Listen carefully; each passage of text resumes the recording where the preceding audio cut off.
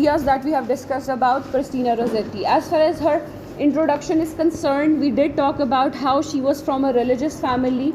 Her sister was a nun, Gabrielle Dante, and her brother William Dante, and her father. Everybody was from religious background. They were staunch believers, and she believed in the supremacy of religiosity. She was not okay with the modernity, how these people were becoming modern and the things were changing. Other than that, the most important point is that she never got married, although she had 2 love interests and she did get engaged, but that those engagements were broken off due to the the conflict between the religious beliefs of those men and herself.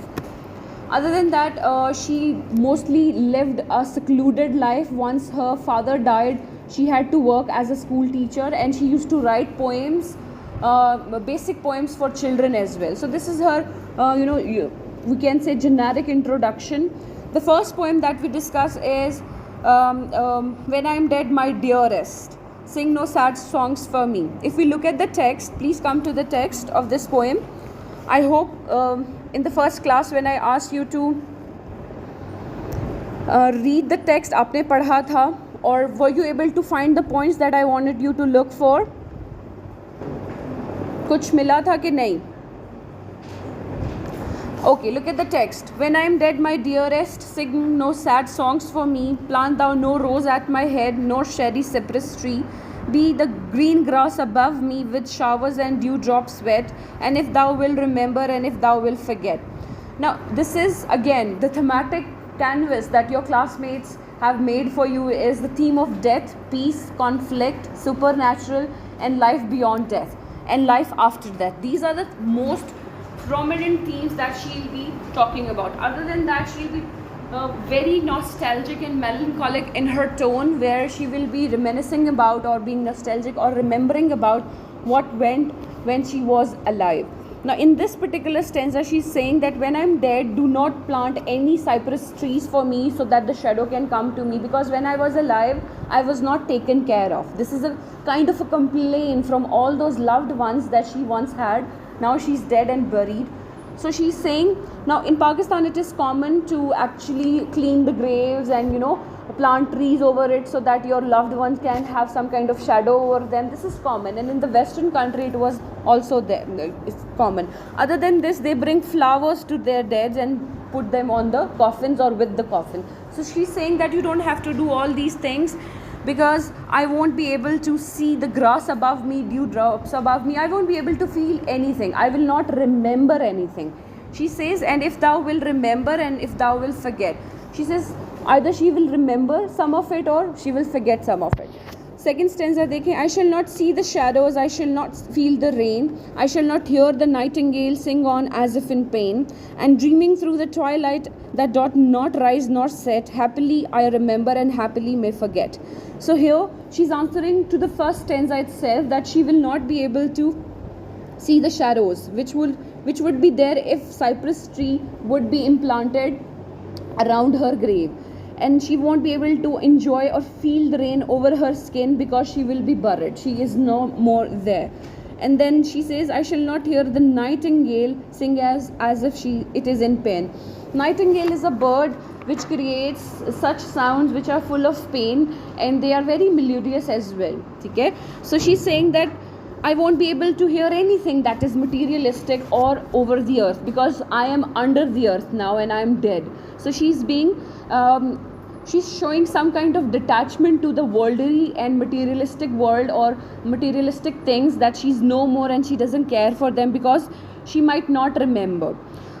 Then she says, and dreaming through the twilight that doth not rise nor set. So if she's under the earth, she won't be able to enjoy the twilight, the rising sun, the going under the light, or she won't be able to enjoy the night and the daylight as well. So she says, I will remember everything that I enjoyed on the earth. Happily I may remember, and happily I may not remember, but you don't have to do anything for me. So all in all, the entire poem is a complaint, indirect complaint towards the people who are alive, who might come to her grave once she's dead, and she's not happy about it. She doesn't want any connection, or she doesn't want any sympathy from those living people now. यहाँ तक बात समझ आई? Now let's go to the second poem. The second poem is After Death. Come to After Death. Look at the text of this poem. The curtains were half drawn, the floor was swept and strewn with rushes, rosemary, may lay thick upon the bed on which I lay, where though the lattice ivy shadows crept. He leaned above me, thinking that I slept and would not hear him, but I heard him say, poor child, as he turned away.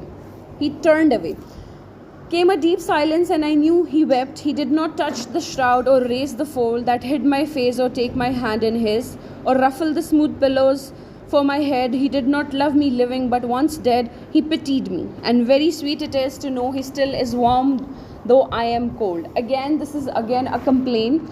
Now, this particular figure that has been mentioned in this poem, who leaned above her, could be one of her beloveds, the engagements that she had. This is, we can call it autobiographical in that sense as well, that now she's dead and they have come to lean above her and they are trying to feel something for her, and she's complaining again. When I was alive, when I had blood running through my veins, you were cold to me. Now when I'm cold, underneath and buried, now you have some feelings for me. She uses the word, he did not touch the shroud or raise the fold that hid my face, or take my hand in his. Probably this is what she wanted. She wanted her loved one to take her hand in his and make her feel belonged. Everybody wants to feel this feeling of belongingness. आपको by thick and और या कह ले by hook or crook, आपको कोई ना कोई चाहिए. You are a social animal. You need to feel some belongingness, and perhaps because she has always lived an isolated life, that is the reason, that could be the reason that she felt the need to say this in so many words through her poems. And she's alive. When she's writing this poem, she's alive, and she is very much sure once she dies, people will come to her grave and they will actually care for her. But once she's alive, while she's alive, nobody is caring. So this is a indirect and direct complaint to the people who have become very materialistic, very worldly, and they do not care about relationships. So another point, another theme, another emotion that she's feeling is the loss of relationships. The closeness, the nearness that we usually feel about our loved ones, it's not anymore. It's not there anymore. So she's being nostalgic about it. Other than that, he leaned above me, thinking that I slept and could not hear him, but I heard him say, poor child, as he turned away.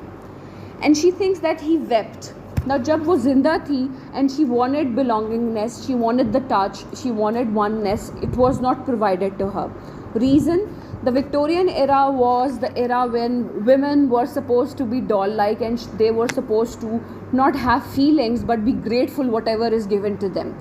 If in return they ask for some kind of warmth, belongingness, love, affection, then they are asking for too much, right? Therefore, that could be the reason she chose the life of being a secluded woman, a kind of a nun, kind of a woman who was not into materialistic things.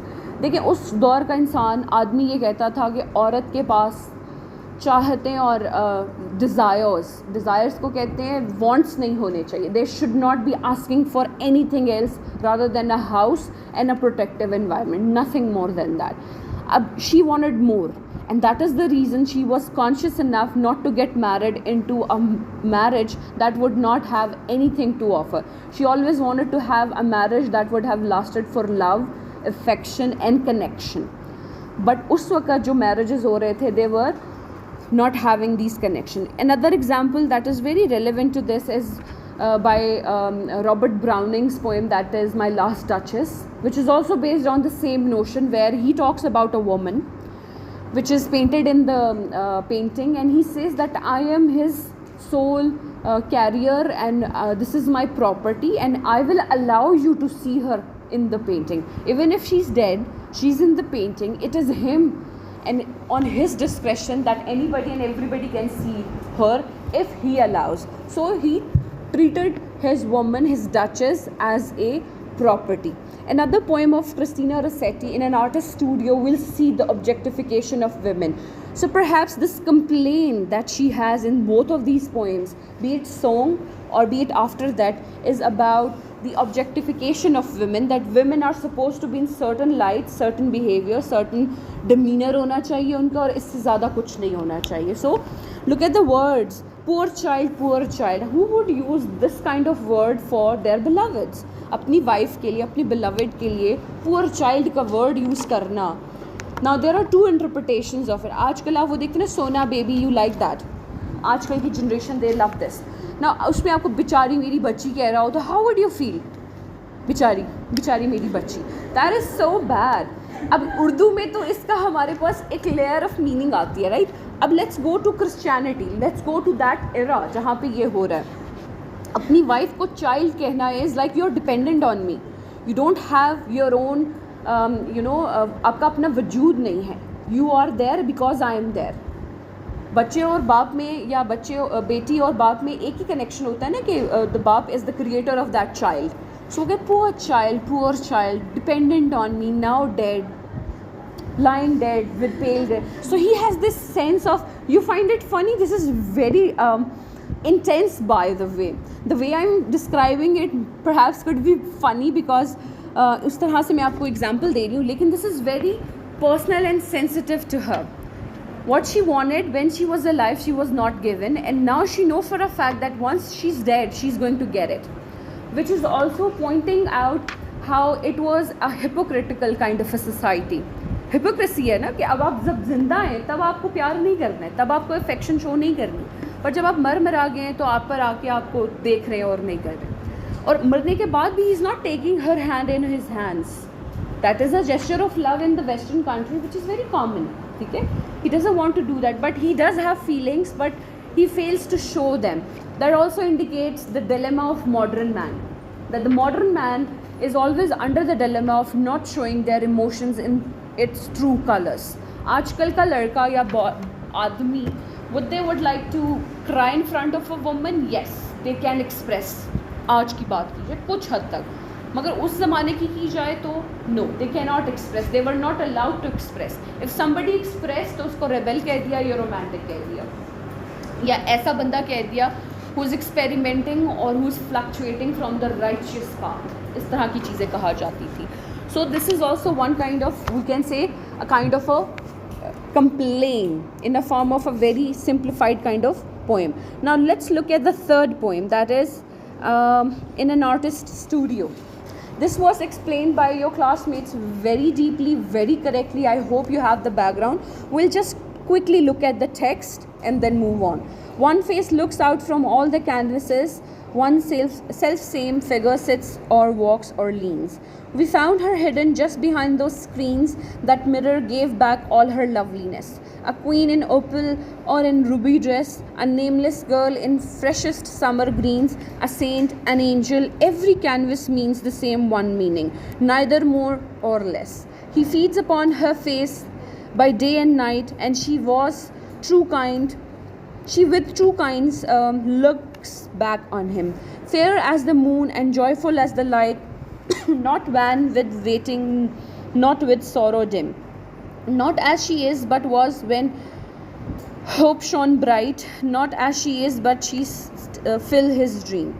All in all, I'm not going to get into the detailing, I'm just going to give you the basic understanding. He's saying that this is a room, the setting is set in a room where we can find a lot of canvases from which a lot of faces are looking down upon her.